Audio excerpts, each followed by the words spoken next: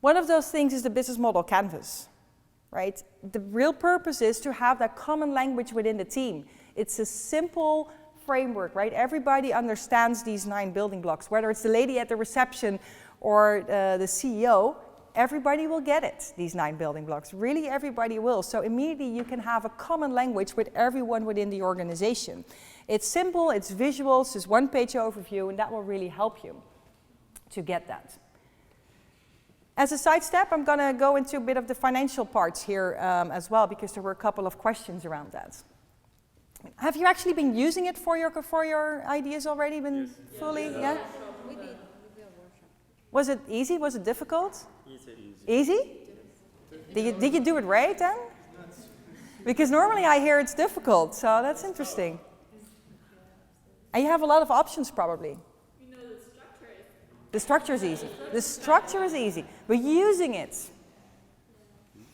Because most of the time what we see in the beginning, people just start to throw in post-its, right? It's more like a post-it placeholder instead of a canvas.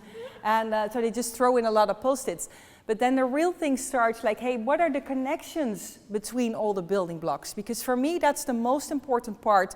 All the building blocks need to be connected with each other. Otherwise, the business model doesn't work.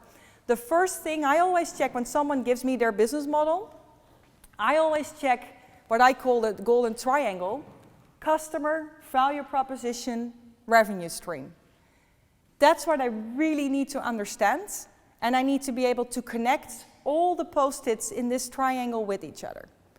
If I cannot connect that, I don't even need to look at the other building blocks yet. I first need to get there. Because sometimes, I'm taking an example as a not-for-profit. Anyone thinking about a not-for-profit organization, by the way? No? Maybe. Social B, right? That's the way I like it better anyway. A lot of time what you see in profit is a not-for-profit. There's a customer that you're doing the work for that needs some support in whatever way. And there's another customer in there that actually gives you funds or whatever, who's actually paying so that you can help the other person in there. So they're 2 complete different customer segments. Most of the time, I see in the value proposition only items related to the person who needs help, and not at all to the person who's paying. Like, well, you should make sure you have some value for the person who's paying, because otherwise, why would he pay you, right? So that's something that I see. Also in revenue streams, often I see different customer segment, and I literally want to see for every customer segment, I want to see a post-it in here for everyone, even if it is for free. Because sometimes you decide that it is for free for one of your customers, and that's okay. But make sure you put that post-it in there free, because it's a choice. And maybe in the future you would like to change that, or maybe not. So that's the golden triangle. I think the other thing is, especially in the phase where you are right now, probably nothing is final yet. You probably have so many options, and probably when you go through all the individual building blocks, you're like, shall I do it this way or shall I do it that way? I don't know yet. And then before you know, you have all the post-its in there, and then it doesn't make sense anymore. If you feel that that is happening, make a choice at that moment for that canvas. Put it in a title above it. Like, okay, I made this specific choice, and I'm going to build a business model if I indeed in practice would make that choice. And immediately I'm going to take another business model canvas where I do the other option, so that I have it next to each other instead of trying to put it in one. One for each value proposition that you want. Yeah, not specifically for value proposition, but different idea. It could be that you're saying like, okay, I'm exaggerating, but maybe you're saying like, should I go an offline channel or an online channel, right? Okay. That could be a choice. This is a bit of an extreme choice, but then do create one where you only have an offline offering, and do create one where you only have an online offering. Maybe you'll merge them later on, that's fine, but at least you can understand what the different options are instead of throwing it all in one. That can confuse you a lot of times.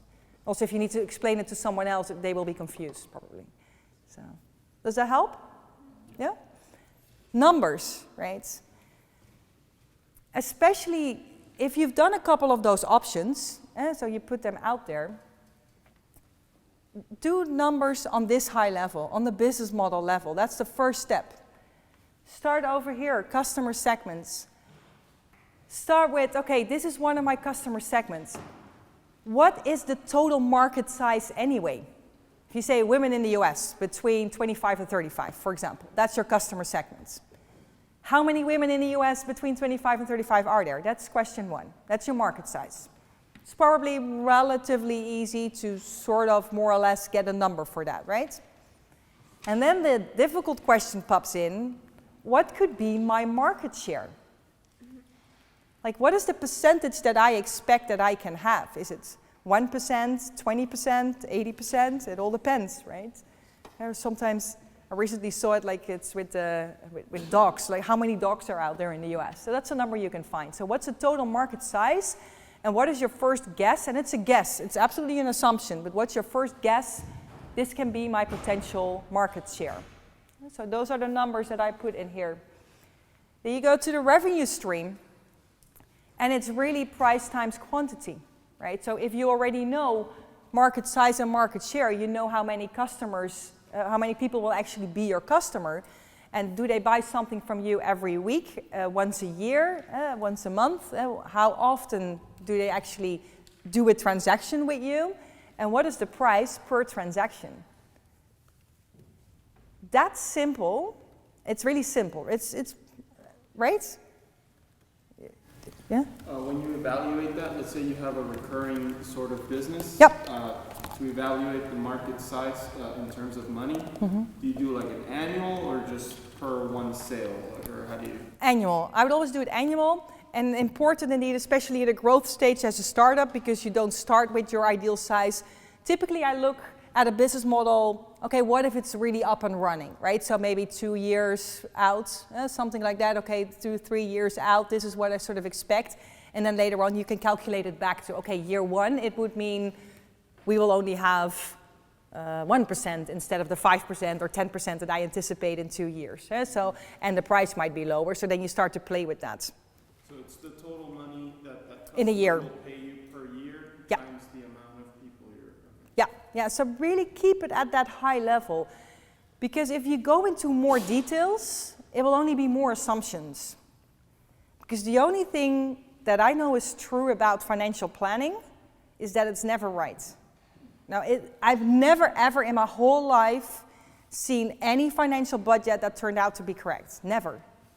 Never ever. Right? So you need to understand what the big variables are, especially in the beginning. What are the most crucial variables? What are your assumptions behind that? Like, okay, my assumption is I can get 5% market share. It's an assumption. We need to test that assumption. But get those numbers, try to get those numbers in at first, and then of course get out of the building and start to test them. Can we get some more proof whether this number is actually correct?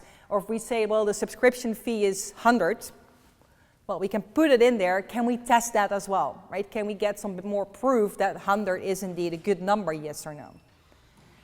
And the cost, usually that's more easy. I think people typically know like how many FTE, how many people do I actually need. There's a cost associated to that. Is there any other licensing or office space that I need to have, or an IT infrastructure that I need to buy?